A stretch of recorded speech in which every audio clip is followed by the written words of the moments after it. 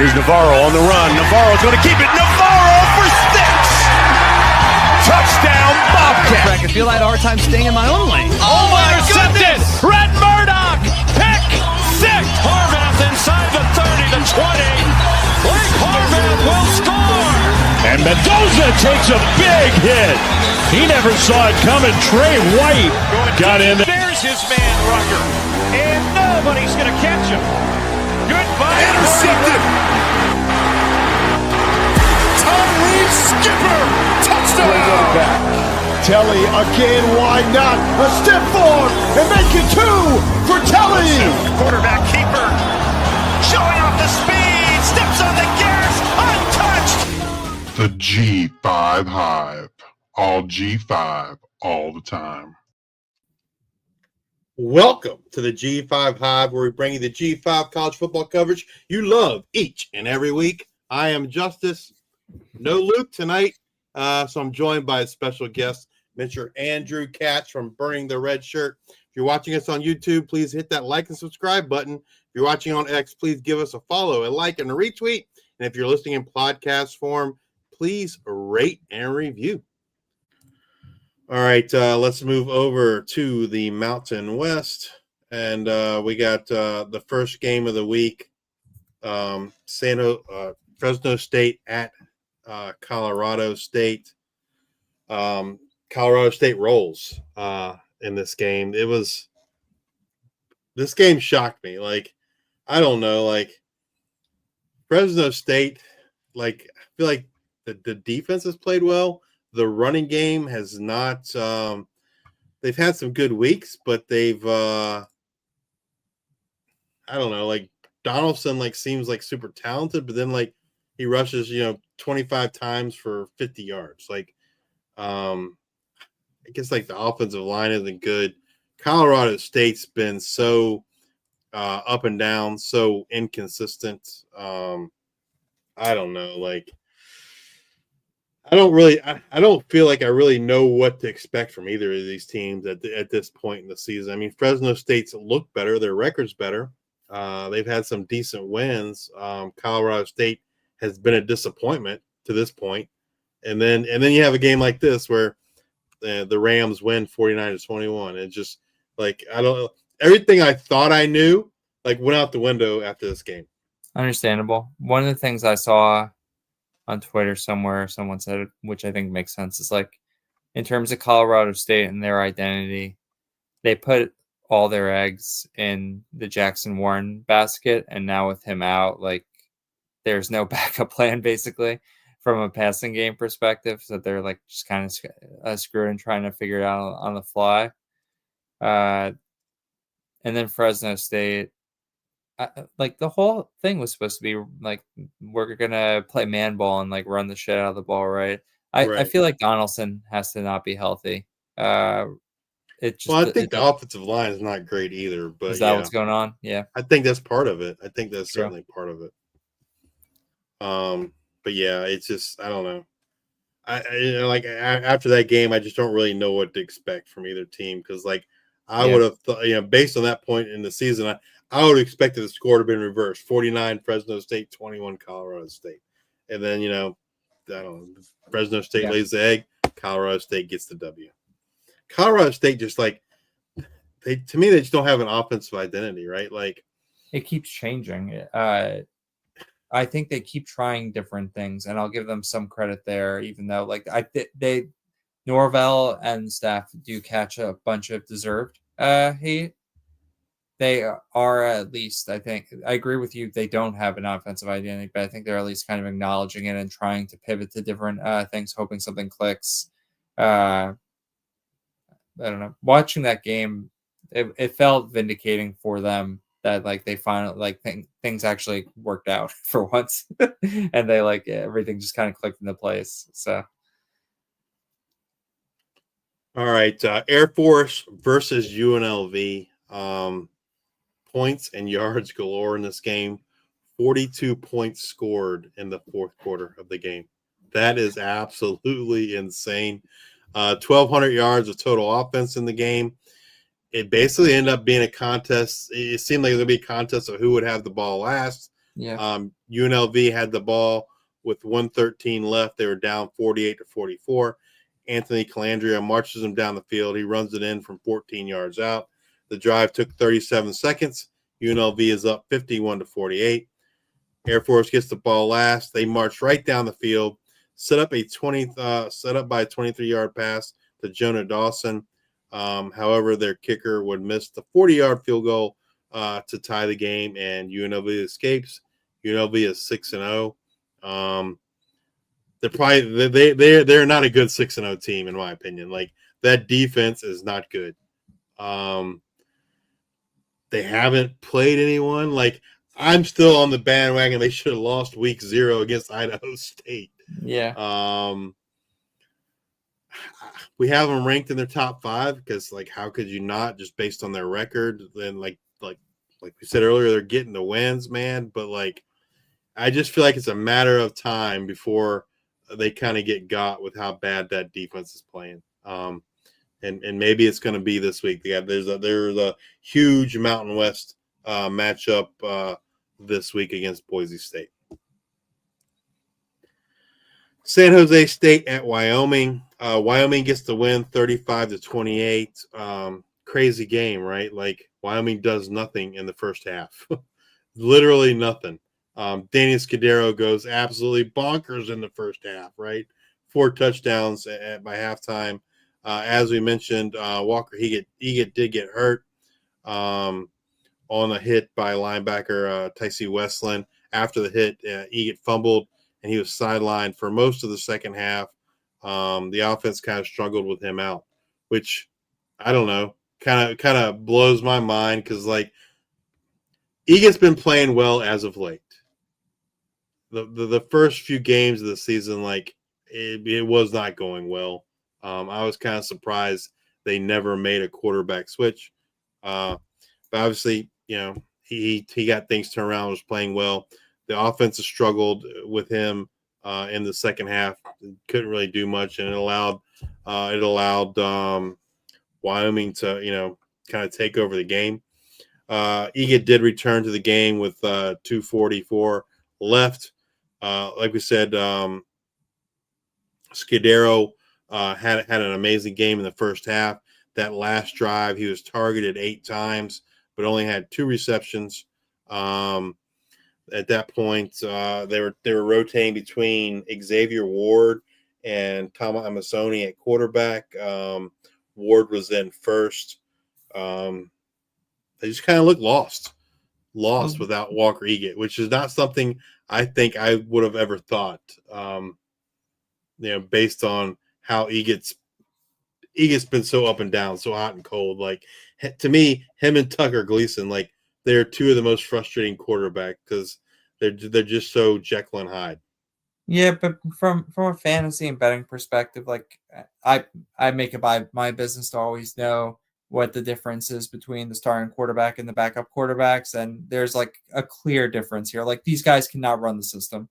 How does that actually always play out from, like, a who wins, who loses perspective is one thing. From a fantasy perspective, yeah, there could be overlap, but, like, but not always, right? Like, I thought Bowling Green was dead in the water with Lucian Anderson, who has no business playing FBS football at the quarterback position as the quarterback, but obviously he shoved that back in my face and they beat their rival. But I mean, Amazon, amazing dynasty asset, but, like, that dude cannot run this offense in the same way that it's run when Walker Eget is quarterback. And I've never watched Xavier Ward, but, like, it doesn't seem like that went very well.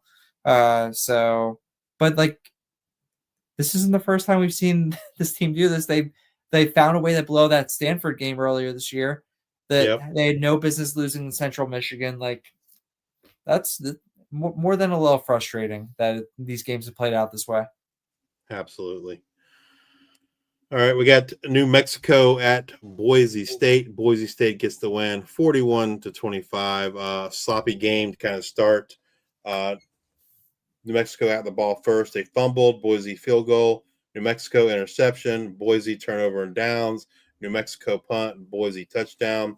It's 20-17 in favor of Boise State heading into the fourth quarter. Boise State would chew up 5 minutes on a drive, score a touchdown, go up 27-17. The next New Mexico possession, see them fail in a 4th and 4 with a rare lane to Dorian Thomas incompletion.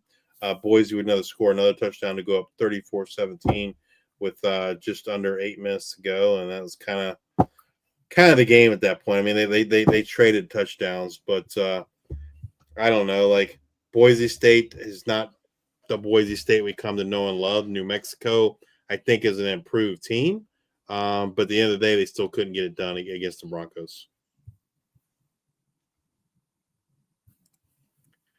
Got San Diego State versus Nevada. San Diego State wins 41-10. Carter Jones got the start, freshman quarterback. But can't get much going. San Diego State's a team like they know. I mean, Sean Lewis gets the ball in the hands of his playmakers, right? Feed Lucky Sutton, get the ball to Jordan Napier, and good things will happen. That's what they've been doing, right? Their defense has played well, and so they're kind of a dark horse. I feel like in this. Dare I say, are they a favorite to win the Mountain West? Right? I mean, like, I don't think UNLV, despite a 6-0 start, has looked super impressive. And then Boise showed lots of chinks in their armor. What do you think? You think San Diego State's a dark horse to win the Mountain West? Oh man, I am willing to believe in the defense here. I think for sure. I think that we've got enough evidence at this point. I just don't know. I totally believe in Sean Lewis and his abilities when it comes to just scheming stuff up, but I just don't know if there's going to be enough offense to get them to actually get all the way to winning the Mountain West. Well, speaking of offense, this is a game that we expected would be a super high scoring game, and it was. It didn't necessarily pan out like what we may have expected. Hawaii gets the win, 44-26. There was only 2 drives in the first half that took longer than 3 minutes, and it's 24-20 in favor of Hawaii at the half. End of the third, beginning of the fourth. When things really started trying to go Hawaii's way, following a Hawaii field goal, they're up 27-26.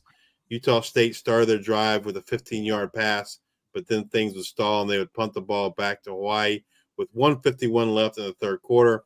Hawaii would then go on for the longest time of possession drive in the game, just under 5 minutes. Alejado would cap it off with a 15-yard touchdown run. The Rainbow Warriors are up 34-26. The next 3 possessions for Utah State were turnover on downs, a fumble, and an interception. Hawaii would go on to score 10 more during that stretch, and Hawaii wins. Kudos to Hawaii and Mike Alejado. There were a lot of doubters, right? Like, based early on the season, and he's, I don't know, like the last couple of weeks, he's kind of played to my expectations, if not exceeded them. Dude, it's all happening. We're like, it's gonna be great. We just need we need no injuries of like ankle re-aggravation or like Micah. They run him a little too much for my liking. Dude, just let him sling it 60 times a game. We don't need to put his 170-pound body in harm's way actively running the ball on design runs. Yeah, agree. All right, let's move over to the Week 8 preview in the Mountain West. We got San Jose State at Utah State. Utah State favored by 3.5. Over under 65.5. That over under kind of leads me to believe they're expecting Walker Egan to play, right? Yeah. And I think if he does, it should be a good game. Utah State, is Bryson Barnes going to be fully healthy for the game? That's a big question mark for them, right? I think for them to have a chance to win, they need Bryson Barnes. Assuming Walker E gets healthy, I I like San Jose State in this game. What do you think? I'm scared to back them after what's happened recently in their games. Did I'm always scared. I'm always scared to did Barnes re-aggravate his shoulder? He must have did something because I know, like, I didn't get to see the game, but Yeah. the other two played in the game against Hawaii, with Conover and oh gosh, who was the other? Garcia. Now Garcia. Yeah, I mean Conover was 4 for 10. Garcia 1 for 1. Garcia, I think they just do trick plays with, but yeah, Conover clearly took over at some point, multiple points, I think. So my guess is Barnes just really isn't healthy. Yeah, I think if he was fully healthy, I think I'd like Utah State in the game. agreed. But if he's not healthy, I've been like a big Walker Eget detractor. Him and Tucker Gleason, like I'm just so done with the two of those guys because they're so up and down. So yeah, I agree with you. Like I don't think I'd actually really lay money on Walker Eget. I don't think I could do that. But if I had to pick something in this game, that's what I'd take. I would take Utah State getting the 3.5 points. All right, Saturday 3:30, Wyoming at Air Force. Air Force favored by 4.5. Over under 58.5. I like Air Force in this game. I think. I mean, like offensively, they've looked well. Their defense can't stop anybody, but I don't have a lot of confidence in that Wyoming offense. Yeah, I made the mistake of cutting Gillenborg in the league, and now like he walks into. I thought he was never coming back, but now he's coming back for like the ultimate shootout scenario. So fire him up if you got him, right. Like this is the week. If maybe add Caden Anderson, like you're never gonna have another chance to play him. Might as well do it this week. That's right. All right, big matchup, Mountain West. UNLV at Boise State. Boise State's favored by 10.5. Really? Over under of 63.5. That seems like a big spread in this game. Like, yeah. I realize UNLV hasn't played anybody, but I do think the UNLV offense is competent. Think they can score points. I don't think their defense can stop anybody. Maybe Vegas is expecting, Sire Gaines, Dylan Riley, Malik Sherrod just to kind of run all over them and kind of control the time of possession, I guess. I mean, to get to that spread, that's really the only way I see that happening, I guess. I mean, Boise State hasn't looked good either. Yeah, that was the thing I was going to say as well. It's like, yes, it's been noted ad nauseum how UNLV is winning all these one-score games, how they can't stop anyone. But like, has Boise really looked that great either? I don't know. No. Yeah. And so yeah, that's the only way I see them getting to that 10.5 point spread is that they think Boise is going to run all over them and kind of control the time of possession. All right, we got Hawaii at Colorado State. Colorado State favored by 1.5. Over under 54.5. That blows my mind as well. Give me Hawaii. Give me the Rainbow Warriors in this game. I mean, I get it. Colorado State won last week, but yeah, I'm not on their bandwagon. I think Alejado and Pafeli Ashlock, Jackson Harris have a field day against that Colorado State defense. Let's do it. Final game of the night, Nevada at New Mexico, 9:45 p.m. on FS1. We got New Mexico favored by 12.5, over under 48.5. I don't know. This isn't a game. This isn't a game I'm probably staying up too late to watch. It doesn't feel. I don't know. Nevada is just not good. They're not good. I think. I mean, 12.5 points is a lot, but I'm assuming they're going to roll the freshman out there again. For Nevada, Carter Lewis, but yeah, I mean, I don't know. I like the Lobos in this one. I think Coach Lane's a good coach. That was a good hire. Yep. So yeah, not much else to say. Lobos roll in this game week 8. Just tell the folks before we go. Tell the folks where they can find you. You said a BTR is coming out soon, so Yeah. So Zach released our newest episode of Burning the Red Shirt podcast on YouTube, which came out tonight. It'll hit Spotify and all that audio stuff tomorrow. I'm technically on Twitter, although I'm not super active on Twitter. You can find me at Andrew P. Katz. That being said, like I am always extremely interested in talking ball, right? Whether it be via or from like a fantasy angle, pure college football angle, or most interestingly, like a prop betting angle. If you're like, so I definitely have created a sort of reputation for myself incidentally where I like, I don't want to like with that reputation being that like, I don't want to talk edges, don't want to share, etc. Like want all like the stuff for myself. I am working not as hard as I could be, but trying to like refine that perception a little bit. I am super interested in talking to everyone, but like I don't what I'm just not super interested in doing is just like blasting out edges on like social media and stuff. Like, but like, dude, if like let's talk on Discord, let's text, whatever, like let's work together to try and win lots of money, but like in a more personal setting, if you catch my drift. Absolutely. Well, thanks again, Andrew. Hopefully we'll have you again before the end of the season. If you're watching us on YouTube, please hit that like and subscribe button. On X, give us a follow. If you're listening on Amazon Music, Apple Podcasts, or Spotify, please subscribe and leave those 5-star rating reviews. So thankful for each and every one of you for all your support throughout this year. Be sure to join us next week as we discuss what happened in week 8.